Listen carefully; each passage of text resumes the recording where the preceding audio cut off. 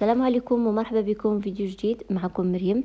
اليوم غنقترح عليكم حلوى من حلويات العيد، حلوى لدواز اتاي، راقيه في الشكل وزوينه في المذاق، بدون فرن وبدون زبده، بطريقه سهله وبسيطه. وغنحتاجو فقط 3 ديال المكونات كمكونات اساسيه، ومن بعد غادي نستعملوا بعض الاضافات للتزيين باش كنغيروا شويه في المذاق. المهم هادو هما الاشكال اللي غنشارك معكم اليوم. عندي 3 ديال الاشكال، فالا كنتم مهتمين خليكم معايا من الاول حتى الاخر باش غادي تشوفوا طريقه بالتفصيل لكل شكل. فنتمنى انكم تتبعوا الفيديو من الاول حتى الاخر باش ما تفلتوا حتى مرحله. ندوزو دابا باش نشوفوا المكونات اللي غادي نحتاجو، اللي هي عندنا 250 غرام ديال اللوز. هنايا درتو في واحد المقله وغادي نحمرو. عندي 250 غرام، وعندي الشوكولات مع البسكوي. هادو هما المكونات 3 يعني اللي الاساسيين في هذه الوصفه هذه. عندي تقريبا 200 غرام ديال الشوكولات الابيض و250 غرام ديال اللوز مع البسكوي على حساب الخليط. يعني غادي تطحنوا كميه وتشوفوا الا احتاجيتوا كميه اخرى كتعاودوا تطحنوها. صافي من بعد ما طحنت البسكوي مع اللوز وذوبت الشوكولات، دابا غنبدا ان شاء الله في الوصفه. كيف ما شفتوا درت مغرفه كبيره ديال اللوز وجوج مغارف ديال البسكوي مطحون. بالنسبه للبسكوي ممكن تستعملوا اي نوع كيعجبكم. غادي نخلط هاد المكونات مع 200 غرام ديال الشوكولات مذوب.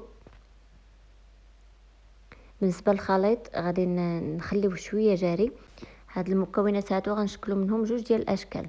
في الاول غادي نخليو الخليط هكا شويه جاري باش غنشكلوا منه الشكل الاول، من بعد كنزيدوا عليه البسكوي ونعاودوا نشكلوا منه الشكل الثاني. المهم نتوما غتشوفوا معايا الطريقه مزيان بالتفصيل. صافي هذا هو الخليط كيجي على هذا الشكل. دابا جبت هاد القوالب ديال السيليكون اللي ممكن تعوضوهم بالكويغطات العاديين ديال الكرتون. غادي ناخذ معلقه من الخليط ونديرها في القوالب على هذا الشكل، ونحاول نوزع الخليط على القالب كامل على هذا الشكل هذا، وكنحاول نضرب به كذلك فوق سطح العمل باش كيتقاد الشكل ديالو وكيتحيدوا الفقاعات اللي كيكونوا في الوسط. كنستمر بنفس الطريقه حتى كنكمل القوالب كامله. عندي 12 حبه،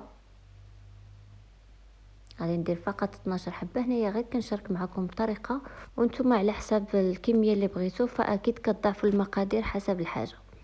المهم هنايا غنستمر بنفس الطريقه حتى نعمر هاد القوالب كاملين بهذا الشكل هذا. غنديرهم في واحد البلاطو وندخلهم للثلاجه حتى كيتماسكوا، اولا دخلوهم المجمد باش كينشفوا لكم دغيا الا كنتو زربانين. هنايا الخليط اللي بقى ليا بدا كينشف. غادي نعاود نزيد عليه شويه ديال البسكوي. بالنسبه للبسكوي غتضيفوا شويه بشويه لانه كيف ما شفتوا الكميه ديال الخليط اللي بقات لينا كميه قليله، فبداو تزيدوا البسكوي شويه بشويه باش ما تنشفوش الخليط ديالكم وتصدقوا تحتاجوا انكم تزيدوا الشوكولاط مذوب. المهم كتضيفوا شويه بشويه حتى كتحصلوا على عجينه بهذا الشكل هذا. وغادي نحتاج قوالب على هذا الشكل اللي عندها ديال السيليكون تستعملهم، كيكونوا زوينين في الخدمه. اللي ما عندهاش تستعمل اي حاجه موجوده عندها. المهم انا غادي نستعمل هادو، غندهنهم بشويه ديال الزيت باش ما يلصقش ليا الخليط او العجينه تلصق ليا فيهم. وكيف ما قلت لكم الا كانوا ديال السيليكون كيكونوا زوينين في الخدمه، خصوصا في هاد الحلويات اللي ما كيدخلوش للفران. يعني ديال السيليكون كيكونوا ساهلين باش تحكموا فيهم مزيان. المهم هنايا من بعد ما دهنت القوالب كامله، غادي ناخذ كميه من العجينه وغادي نقسمها على القوالب كاملين اللي عندي. بالنسبه للكميه هنايا كيف ما شفتوا راها قليله. اللي بغات تضاعف المكونات فممكن دير الكميه كلها من الاول، تشكل بها هذا الشكل هذا. يعني 200 غرام ديال الشوكولات وجوج معالق ديال البسكوي مع معلقه ديال اللوز، وتشكل بها هذا الشكل هذا. كيجيو زوينين بزاف في المذاق وحتى في الشكل ديالهم كيجيو راقيين. المهم كيف ما شفتوا خديت العجينه وبديت كنسرحها على القوالب بهذا الشكل، ونحاول نغلظوها من الوسط باش ملي نبغيو نحيدوها بالموس من القالب ما كتهرسش لينا. المهم ضروري خصكم تغلظوها شويه، ما تكونش رقيقه بزاف.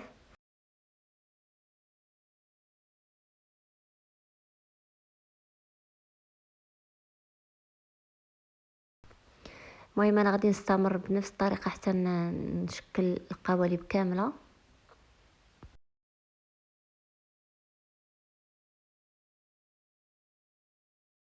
صافي ملي كنكملهم كندخلهم المجمد باش ينشفوا بسرعه، واذا كان عندي الوقت راه كنخليهم غير لتحت. وندوزو دابا باش غادي نشكلوا الشكل الثالث. وبالنسبه للشكل الثالث عندي هنايا 4 المعالق كبار ديال البسكوي مطحون مع 4 المعالق كبار ديال اللوز مطحون. المهم كديروا كميه ديال البسكوي نفسها كميه ديال اللوز، وكتجيبوا تقريبا 1 2 معالق كبار ديال العسل، كتخلطوا بهم هاد المكونات، كتجمعوا بهم هاد الخليط هذا. هنا غير كديروا 2 معالق كبار ديال العسل، من بعد كتكملوا العجينه ديالكم كتجمعوها بالشوكولاط القابل للدهن اي نوعيه كتعجبكم. كيف ما شفتوا هنايا من بعد ما خلطت العسل مع البسكوي واللوز، دابا جبت معلقه كبيره عامره مزيان ديال الشوكولاط قابل للدهن، وغادي نبدا نخلط حتى كتجمع ليا العجينه، وكنحصل على عجينه اللي كتكون متماسكه، تكون شويه قاصحه. صافي هذا هو القوام ديال العجينه، يكون شويه قاصح.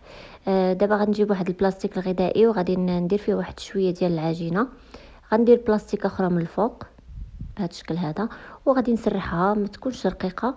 وغنجيب واحد القطاعه غنقطع الحلوه ديالي على هذا الشكل، وندير فيها واحد الحفره الوسط، غير ديك الحفره ما كنوصلوهاش للقاع باش غادي نعمروها ان شاء الله بواحد التعليكه غنشاركها معكم هنايا في هذا الفيديو. المهم كنستمر بنفس الطريقه حتى كنكملهم كاملين. وممكن تستعملوا اي طابع، استعملوا حتى هذوك اللي كيكونوا منقوشين من الفوق كيجيو زوينين في الشكل. انا فقط بغيت نشارك معكم ابسط الحوايج، يعني طريقه سهله وكل شيء غادي يصاوب حلوه يعني بطابع عادي. المهم انا غنستمر بنفس الطريقه حتى نكمل الكميه كامله، وندوز دابا باش نشوفوا التعليكه اللي غنشاركها معكم.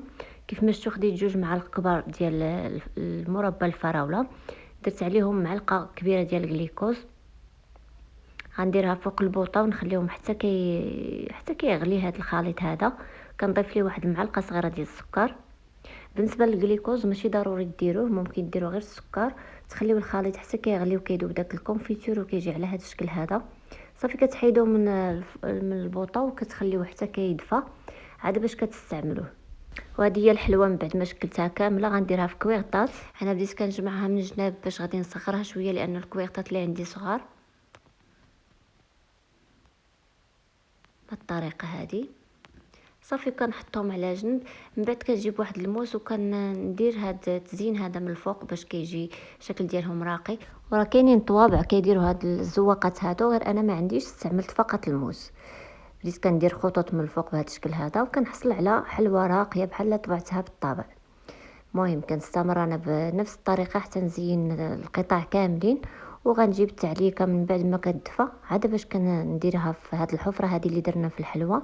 صافي وكنخليو الحلوه حتى كتبرد مزيان وكنقدموها.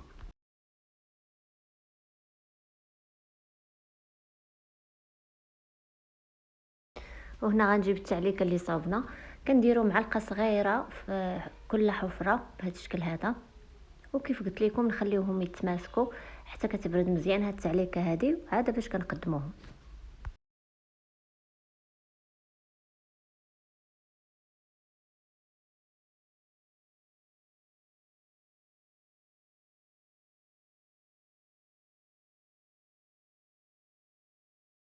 وهذا هو الشكل النهائي ديال الشكل الثالث كيف ما شفتوا معايا.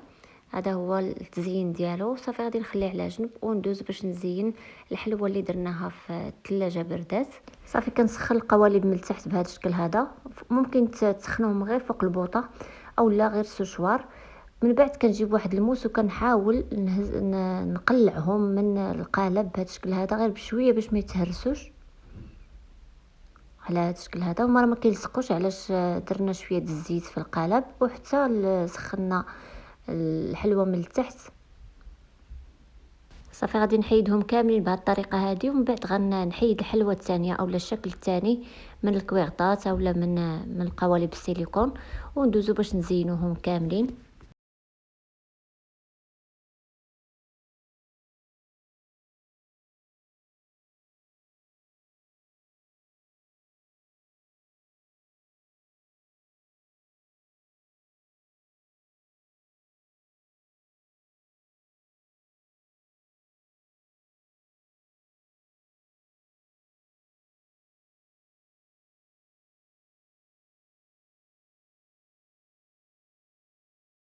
صافي من بعد ما حيدتهم من الكويغطات، دابا غناخد واحد الموس وكنحاول نقادهم من التحت، غير باش ملي نحطوهم في الكويغطات يبقاو مقادين، الشكل ديالهم كيجي مقاد على هذا الشكل هذا باش ما يجيوش عوجين.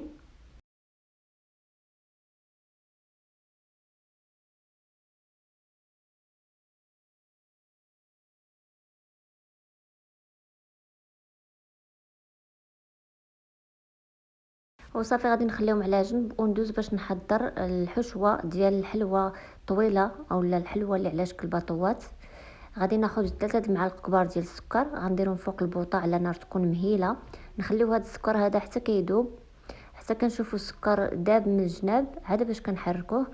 هنا غادي ناخذ المكسرات اللي عندي، اي حاجه عندكم متوفره عندكم تستعملوها في هذه الوصفه هذه. انا عندي اللوز وشويه ديال الكركاع مع شويه ديال البندق، وغنزيد عليهم واحد المعلقه ديال الزنجلان. صراحه هاد الحشوه هذه كتجي بنينه بزاف معلكه، خصوصا مع الكراميل اللي غادي نشارك معكم كيجي كراميل معلك. ان شاء الله تبعوا هاد الطريقه هذه غادي تعجبكم بزاف هاد الحلوه. المهم هنايا عندي البندق كنقطعو على جوج. صافي غادي نشوف السكر واش داب. هنايا السكر عندي تقريبا داب. دابا كنحركو في الاول البنات كنخليوه حتى كيذوب مزيان عاد باش كنحركوه. هنايا خديت معلقه صغيره ديال الزبده. المهم كنحضروا كراميل. دابا غادي نحضر معكم الكراميل، هذه هي الطريقه باش كنحضروا. عندي معلقه صغيره ديال الزبده مع نص كاس ديال الحليب. هنايا البنات ردوا البال لانه هاد المرحله هذه خطيره بزاف. هاد الخليط هذا سخون بزاف. المهم ملي تخويو الحليب حيدوا وجهكم وبداو تحركوا حتى كيذوب الكراميل مزيان. كيف ما شفتوا زدت عليه الشوكولاط تقريبا 8 ديال القطع ديال الشوكولاط. صافي بديت كنخلط حتى داب الخليط مزيان، وكنجيب المكسرات كنزيدهم بشويه بشويه باش نتاكد باللي المكسرات كاملين كيتلبسوا بهذا الكراميل هذا. وحتى الحشوه ما بغيتهاش تكون ناشفه، بغيت يكون فيها شويه د الكراميل هكا يكون جاري باش كتعلق لينا مزيان الحلوه. المهم كنضيف شويه بشويه حتى كنجمع المكسرات بهذا الكراميل هذا. انا صافي ضفت الكميه تقريبا كامله اللي كانت عندي. المهم بداو تضيفوا شويه بشويه حتى تحصلوا على خليط بهذا الشكل، وتخليوه حتى كيبرد. ما ديروش وهو سخون لانه الحلوه فيها الشوكولاط، غير غديروه سخون غادي يذوب لكم الحلوه. المهم كديروا شويه يعني واحد المعلقه ولا جوج معالق ديال الخليط وسط من الحلوه بهذا الشكل هذا، كتخليوها على جنب. من بعد كديروا القطعه الثانيه وتبقاو مستمرين بنفس الطريقه حتى تكملوا الحشوه اللي عندكم. صافي وكناخذ الشوكولاط الابيض كنزين به من الفوق بهذه الطريقه هذه. كندير هاد الخطوط هادو من الفوق، يعني التزيين كيبقى دائما اختياري. وشاركت معكم طريقه سهله وبسيطه، وانا متاكده البنات الا جربتوا هاد الحلوه هذه غادي تعجبكم بزاف، لانه الناس اللي ذاقوها عجبتهم بزاف هذه، خصوصا هذه. المهم هنايا خديت الشكل الثاني. غادي نزينو بالشوكولاط بهذا الشكل هذا. كندير دائما خطوط من الفوق بالشوكولاط الاسود وحتى بالشوكولاط الابيض، وغادي نزينهم بشويه ديال اللوز ايفيلي من الفوق. يعني تزيين كيف ما كنقول ديما تزيين اختياري، زينوا بداك الشيء اللي متواجد عندكم. صافي من بعد كنديرهم في كويغطات من بعد ما كينشف هذا الشوكولاط. هو راه دغيا كينشف لانه الحلوه يلا خرجناها من الثلاجه دغيا كينشف. صافي بهذه الطريقه هذه. وغندير شويه ديال اللوز ايفيلي من الفوق. كندير هاد النقط هادو غير باش يثبتوا ليا اللوز ايفيلي. صافي وكنديرهم في الكبيرطات وكنحتفظ بالحلوى كلها. هاد الحلويات اللي شاركت معكم البنات ضروري تحتفظوا بهم في الثلاجه، ضروري يكونوا في الثلاجه لانه كيف ما شفتوا استعملنا فيهم الشوكولاط، يعني ضروري يكونوا في الثلاجه خصوصا الا كان الجو سخون. صافي دابا كنديرهم في كويغطات بهذا الشكل هذا وكيجيو على هذا الشكل، شكل راقي. والمذاق البنات خطير بزاف، جربوهم وما غاديش تندموا. ان شاء الله تجربوا الاشكال كاملين وكاملين راهم زوينين، واخا كيف ما شفتوا استعملنا نفس الاشياء ولكن راه المذاق مختلف. وهذه هي التشكيله ديال الحلويات ديال اليوم، نقدمها لكم بالصحه والعافيه. اشكال راقيه في الشكل وفي المذاق رائعه بزاف. ان شاء الله تجربوها وغادي تعجبكم. ونتمنى البنات الا عجبكم الفيديو تخليو لي لايك وتبارطاجيو الفيديو مع الاصدقاء ديالكم. شكرا على المتابعه، الى الفيديو القادم ان شاء الله. خليتكم على خير.